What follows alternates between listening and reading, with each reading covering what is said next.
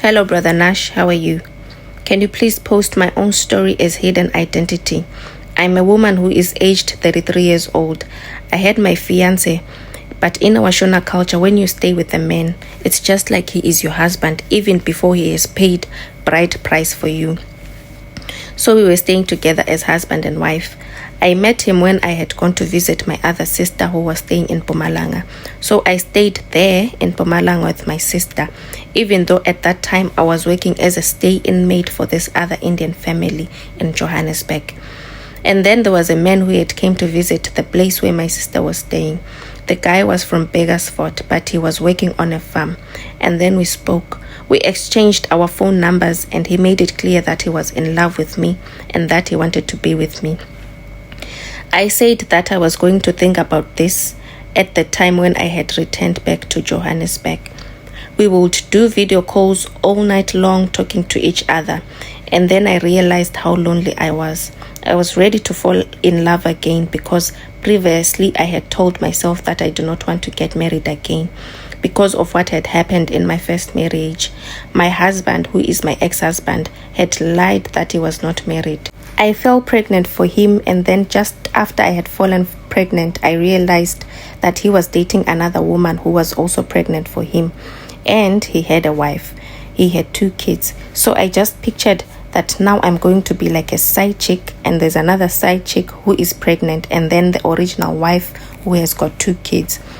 Like this man, he did not have a lot of cash like he was going to be able to provide for me. So I made a decision that I was not going to stay in this relationship. But my parents, them being Christians, they forced me to stay with that man, and I became the second wife. Life was okay. The first wife had accepted me, and we both had our own places where we used to stay. The problem was that the man, he would gossip. He would come to me and tell me everything that the first wife would be saying. And when I would respond, he would go and tell the first wife. So he was the one causing all of this drama that was happening between me and the first wife. We started hating each other until I gave up in that relationship. It was hard because my parents, they loved him. He acted as if he was perfect. He was a perfect man to them, as if he was lovable, but still, I did not see that this man was the one that was supposed to be my husband because he had lied to me. I moved on with my life. I started working as a maid. The man that I was working for, he would force me to sleep with him, and even if I will try to refuse, it will be hard because he will be forcing himself on me. He was even saying, I want you to fall pregnant for me until I ran away. I came to South Africa with that heartbreak. He just did not end there. When I came to South Africa, it was during the rainy season. So we drove from Harare and we stopped at the Malayja's house in Beitbridge because that was where they were going to smuggle us into South Africa. Late at night when I was fast asleep, I heard a man that was touching me. When I woke up, I saw that it was him. He then said, I've been thinking. And I said, what about? He said, you did not give me the full amount. So it was like it's not fully paid. And I said, but we spoke about this when we were still in Harare. And he said, yeah, but I heard that by the river, the police and the soldiers, they are very tough tonight. So is it okay if I can leave you? He said. I said, do not leave me. And he said, the only way that I cannot leave you is if you give it to me. Give it to me. I was left again without any choice. I ended up sleeping with that man. He slept with me. We did not cross that same night because it was raining.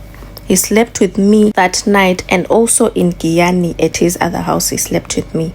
He also slept with me again in his car. It was very painful thinking about it.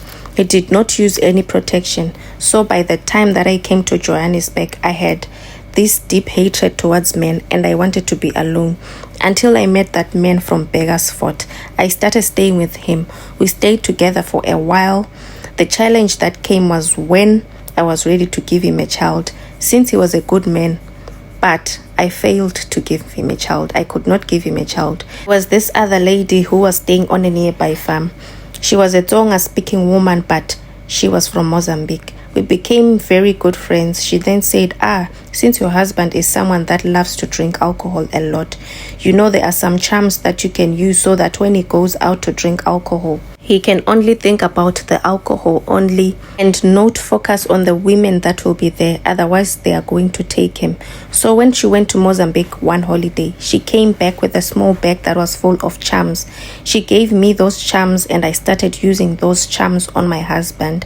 I did not even know that this woman, she used to sleep with my husband. So she was jealous that I would go to her and tell her that I want to fall pregnant for my husband.